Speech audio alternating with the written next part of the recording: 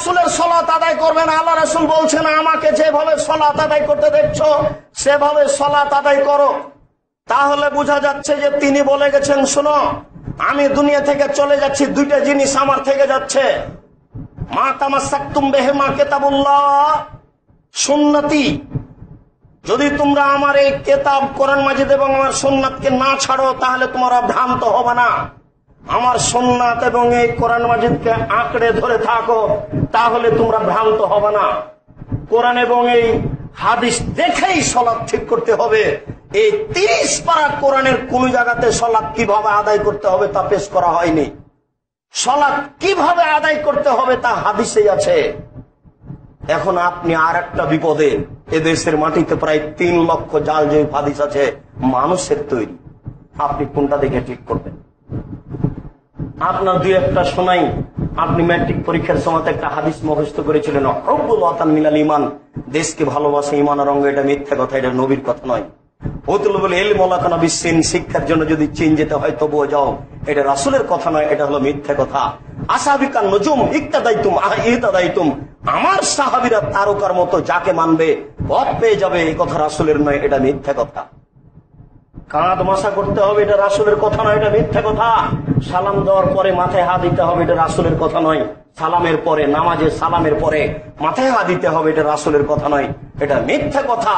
অসংখ্য মিথ্যা কথা আছে, মানুষের বানানো হাদিস আছে প্রায় 3 লক্ষ, আমাদের বাড়িতে আছে প্রায় 10,000। কোরআন মাজিদ 30 পারা নয় 90 পারা।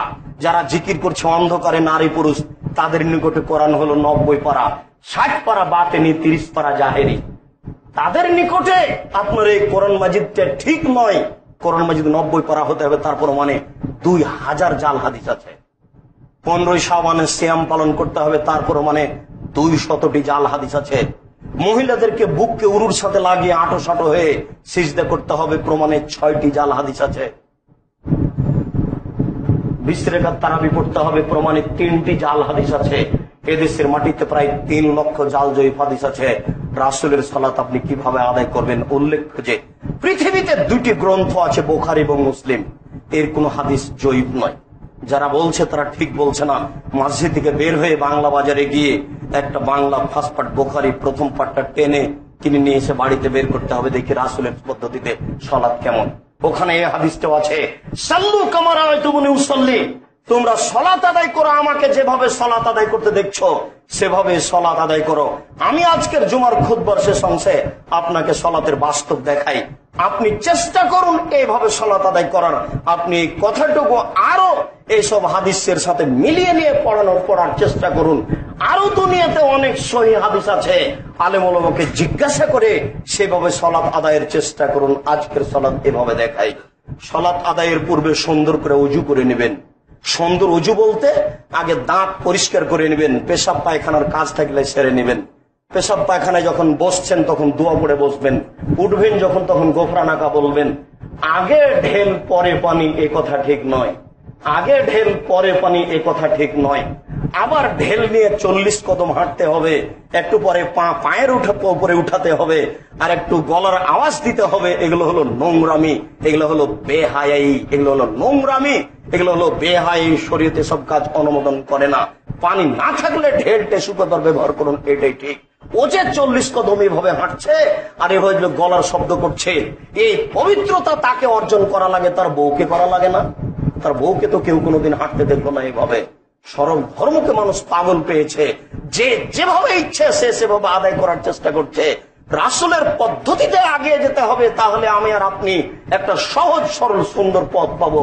সুন্দর করে ওযু করে নেন, পেশাব পায়খানার কাজ সেরে এসে ওযু করে নিয়ে জায়নামাজে দাঁড়ালেই ইন্নী ওয়াজহাতু ওয়াজহিয়া এই দোয়া পড়তে হবে না। মসজিদে ঢুকলে আল্লাহুম্মা ইহতালি আবওয়াবা রাহমাত, এই দোয়া পড়তে হবে।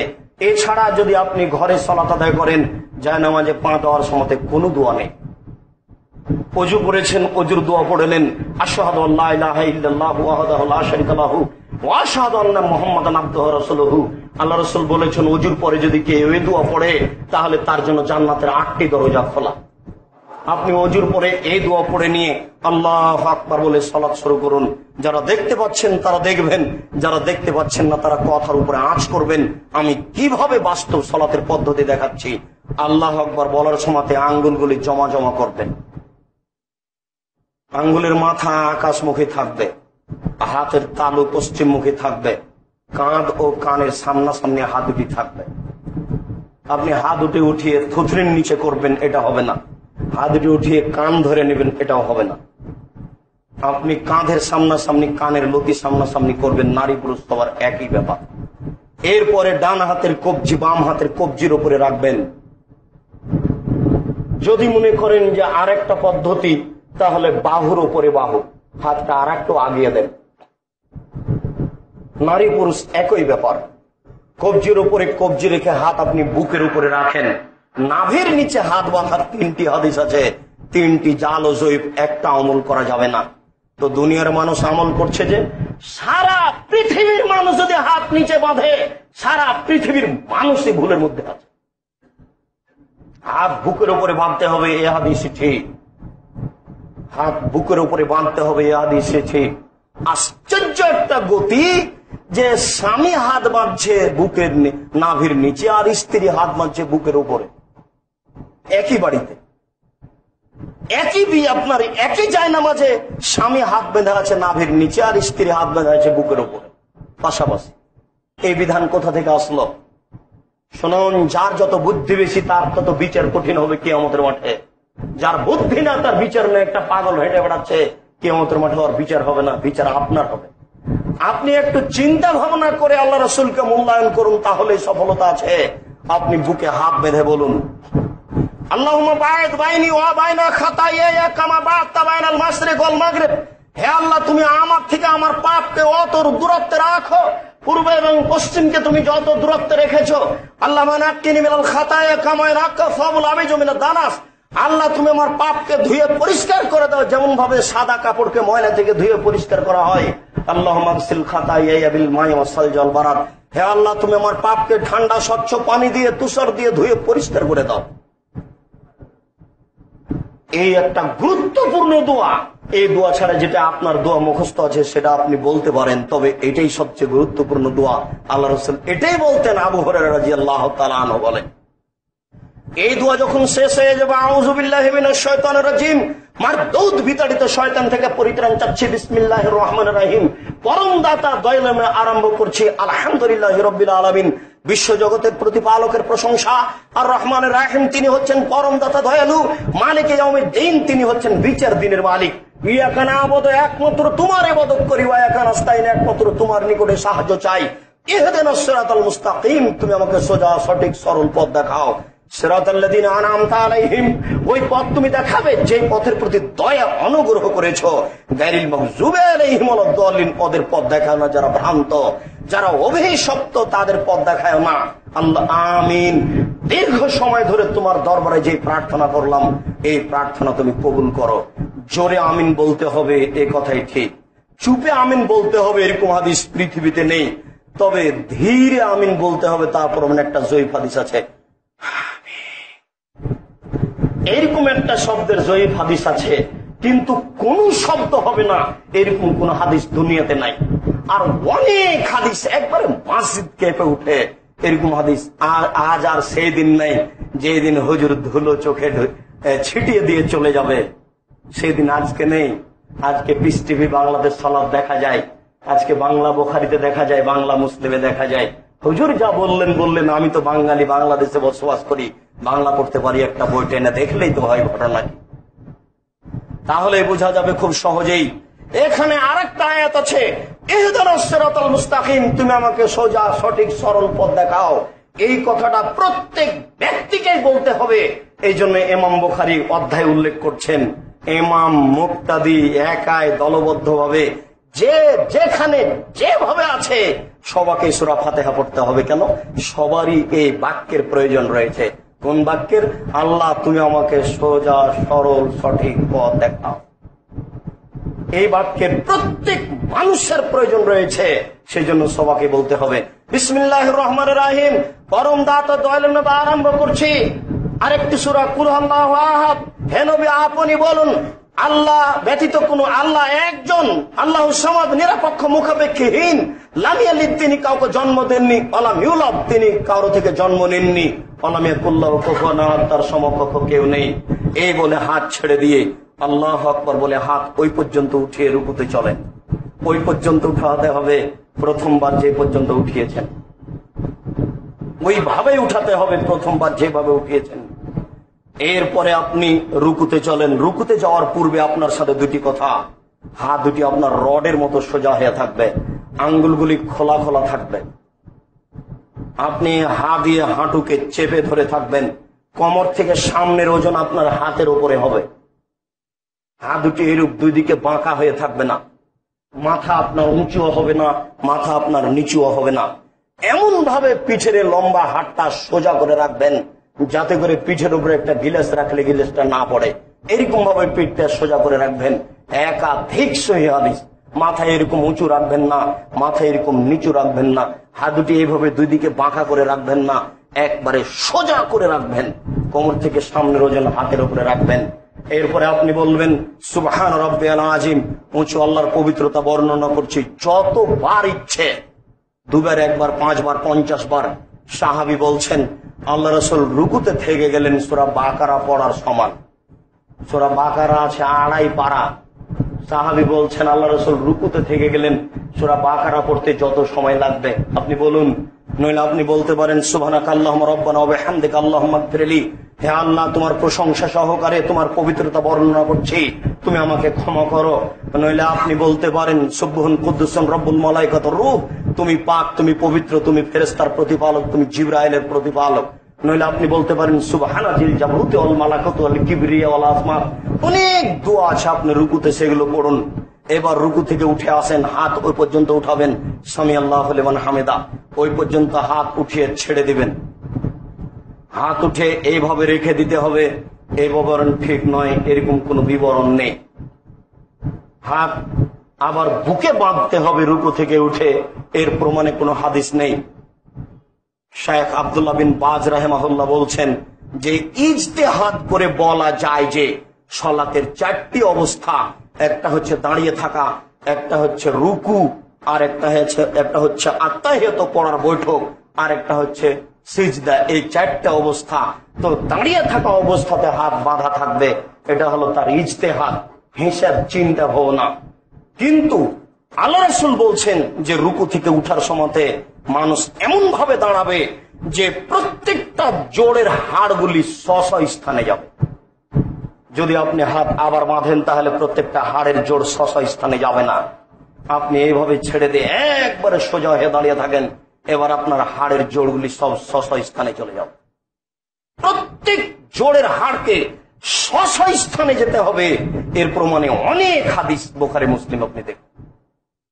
হাত ছেড়ে দিয়ে আপনি দোয়া বলতে থাকেন, সামি আল্লাহু লিমান হামিদা রাব্বানা লাকাল হামদ হামদান কাসীরান তাইয়িবান মুবারাকান ফি।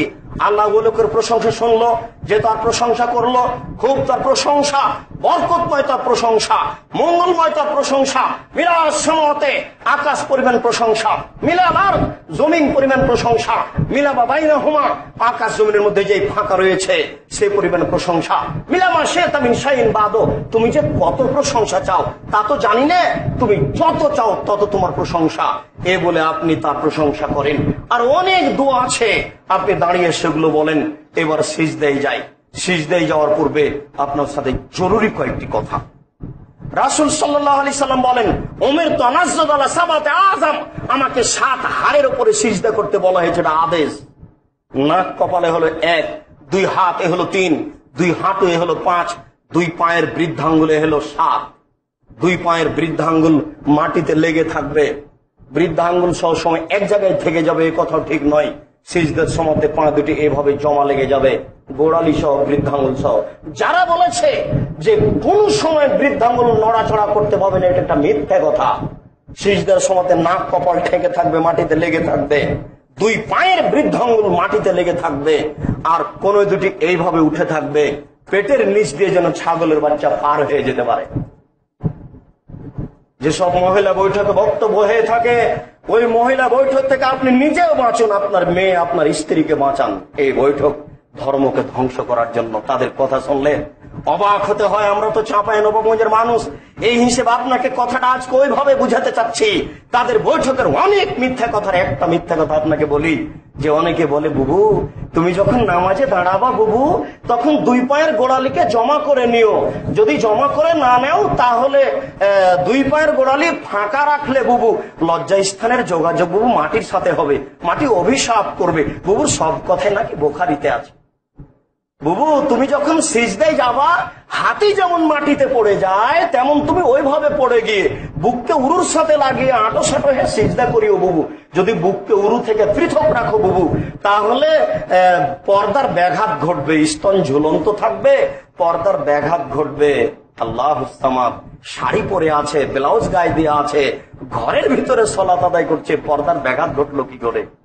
সব কথা নাকি বুবুর বুখারীতে আছে। এমনিতেই বলছে সাবধান, আপনার যেভাবে সিজদা আপনার স্ত্রীর সেভাবে সিজদা। কিয়ামত পর্যন্ত কোনোদিন প্রমাণ হবে না নারীকে পুরুষ থেকে পৃথক ভাবে সিজদা করতে দেওয়ার প্রমাণ। যে প্রমাণে কয়েকটা হাদিস আছে তার জাল, মানুষের বানানো হাদিস। পুরুষকে ওইভাবে সিজদা করতে হবে নারীকে যেভাবে করতে হবে, নারীকে ওইভাবে সিজদা করতে হবে পুরুষকে যেভাবে করতে হবে। আয়েশা রাদিয়াল্লাহু তাআলা আনহা পৃথিবীতে সবচেয়ে সম্মানী বুদ্ধিমতী শিক্ষিত নারী, তিনি কোনদিন পৃথক করে সালাতের কথা বলে যাননি। 16 বছর বয়সে স্বামী মারা গেছে, স্বামী মারা যাওয়ার পরে 36 বছর বেঁচে থেকেছেন, নারী পুরুষের সালাতের পৃথকের কথা তিনি বলেননি। এতটুক যে নারী যদি ইমাম হয় তাহলে সামনে যেতে পাবে না, কাতারেই থাকবে। নারীর ইমামের যদি ভুল হয় তাহলে হাতের উপরে হাত মেরে তাকে অবগত করাবে সুবহানাল্লাহ বলে নয়। এটুকু পার্থক্য, এছাড়া নারী পুরুষের কোনো পার্থক্য নেই। এবার আপনি সিজদায় চলেন, মাটিতে নাক কপালটা রেখে কোনকে এইভাবে উঁচু করে পেটের নিচ দিয়ে যেন ছাগলের বাচ্চা পার হতে পারে এরকম ফাঁকা রেখে আপনি বলুন সুবহান রাব্বিয়াল আলা। উঁচু আল্লাহর পবিত্রতা বর্ণনা করছি যতবার ইচ্ছে, নইলে আপনি বলুন সুবহানাকা আল্লাহুম্মা রাব্বানা ওয়া বিহামদিকা আল্লাহুম্মা ইগফিরলি যতবার ইচ্ছে, নইলে আপনি বলুন সুবহুন কুদ্দুসুন রব্বুল মালাইকাতুর রূহ যতবার ইচ্ছে, নইলে হাদিসের দোয়া যত মুখস্থ আছে সব আপনি বলুন, বলতে পারেন ইয়া মুসাররিফাল কুলুব সাররিফ কলবি আলা তাআতিক, ইয়া মুকাল্লিবাল কুলুব সাব্বিত কলবি আলা দীনিক।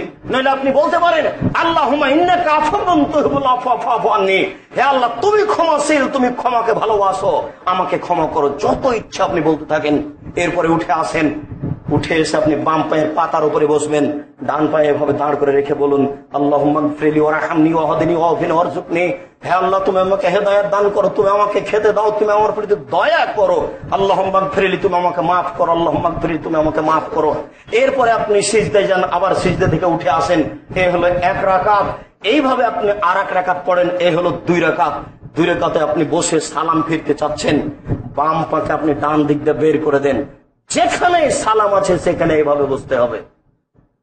বাম পাকে আপনি ডান দিক দিয়ে বের করে দেন, ডান পায়ে এইভাবে দাঁড় করে রেখে দেন, নিতম্বের উপরে বসুন, বাম হাতের আঙ্গুলগুলি জমা জমা করে হাঁটুর উপরে রেখে দেন, ডান হাতের কনিষ্ঠ আঙ্গুল সহ 2টি আঙ্গুল জমা করে তৃতীয় আঙ্গুলের মাথার উপরে বৃদ্ধা আঙ্গুলের পেট রেখে এভাবে গোলাকার করে বৃদ্ধা আঙ্গুলের পাশের আঙ্গুলটা অবিরাম এভাবে নাড়াতে থাকেন।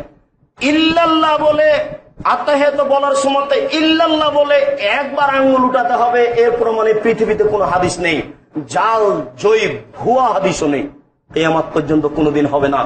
সব সময় অবিরাম নড়তে থাকবে।